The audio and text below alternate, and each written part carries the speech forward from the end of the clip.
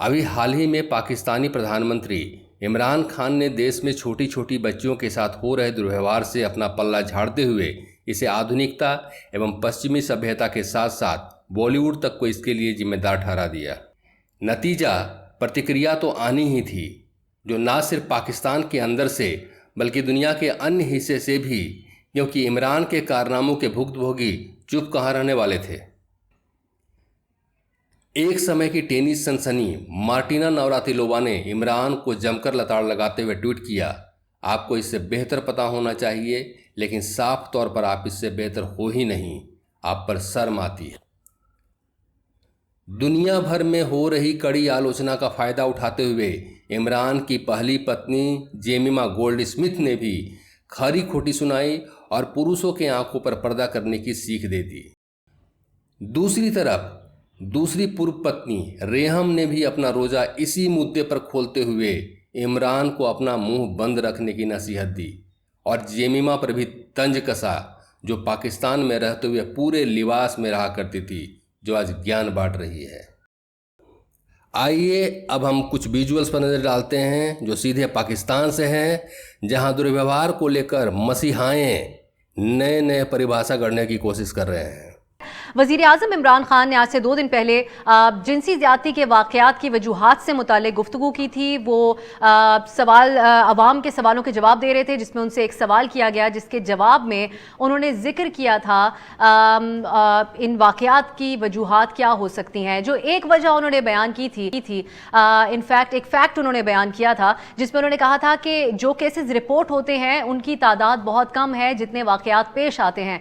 ये बात तो उन्होंने बिल्कुल दुरुस्त की थी, लेकिन अगर उसके बाद वजीर आजम इमरान खान ने इसके बाद जो बात की थी उससे पहले ही वो रुक जाते तो ज्यादा बेहतर होता। क्या कहा था उन्होंने उसके बाद, जिसके ऊपर बहुत सारे सवालात खड़े हो गए। आइए देखते हैं, फिर गुफ्तगू को आगे बढ़ाएंगे। अगर आप फांसी बढ़ाते जाएं तो वो कोई तो उसका असर होगा ना।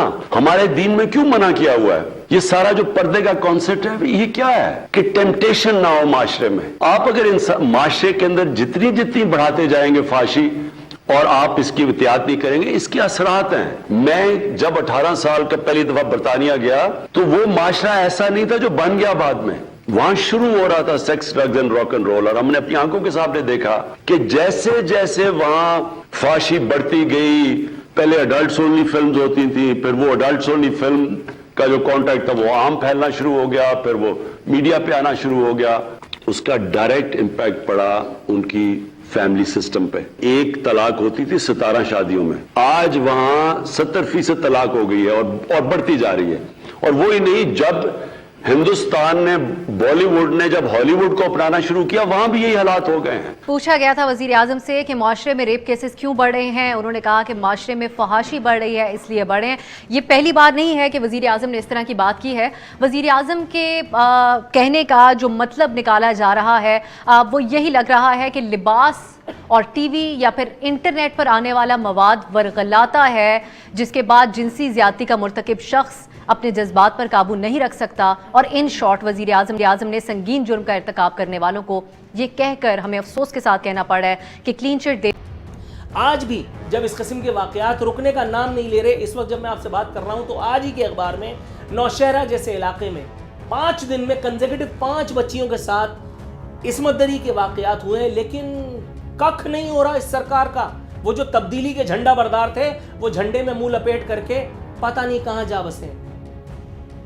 और बजाय इसके कि कानून साजी की जाए, इन जैसे बदबख्तों की सरेआम फांसी के बिल को मंजूर करके आप पाकिस्तान को, एक वाज़े पाकिस्तानियों को, लोगों को, इस जैसे बदबख्तों को जो इस किस्म के कभी फेल में मुलव्विस होकर के लोगों को एक अजीब व गरीब गैर इंसानी पैगाम देते हैं। हमने एक अजीब तोप चलाई है। भला क्या सेनेट कमेटी ने बिल मंजूर कर लिया है कि आप बच्चों की विलादत पर माँ को 6 महीने और बाप को 3 महीने की छुट्टी दी जाएगी। बताइए, ये इस कौम को एक नए धंधे में लगाया है। ये तो उन मुल्कों में होता है जहाँ तहजीब होती है, जहाँ कोई तालीम, कोई शऊर, कोई आगाही होती है। हमारे जैसे मुल्कों में जहाँ माजरत के साथ, please pardon me saying so, but unfortunately ground reality is कि यहाँ हम बच्चे पैदा करके ये कौम भूल जाती है।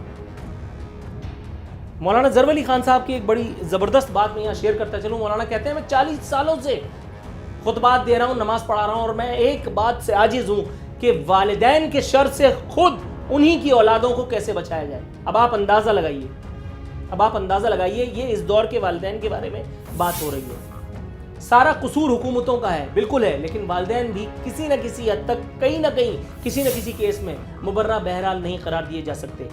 इससे कता नज़र हमारी हुकूमतों की प्रायोरिटी क्या है?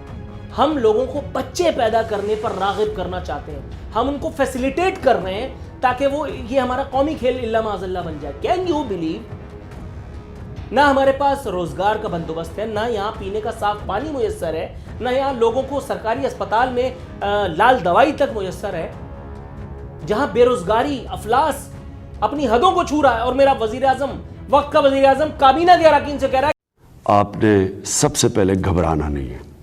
और भाई उसने क्या घबराना है? उसकी दाढ़ी तो आप लगा चुके, घबरा तो मैं रहा हूं, घबरा तो एक आम आदमी रहा है, उसने क्या घबराना है?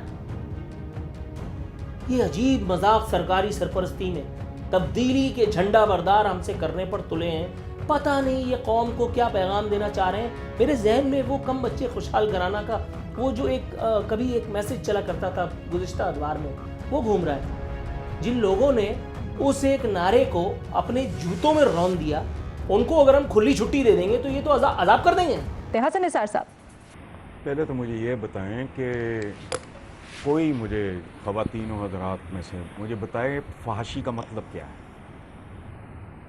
इस लफ्ज़ का मतलब क्या है, लुग़वी मतलब बताएं। हम लफ्ज़ों को रगड़ते रहते हैं, पता नहीं होता।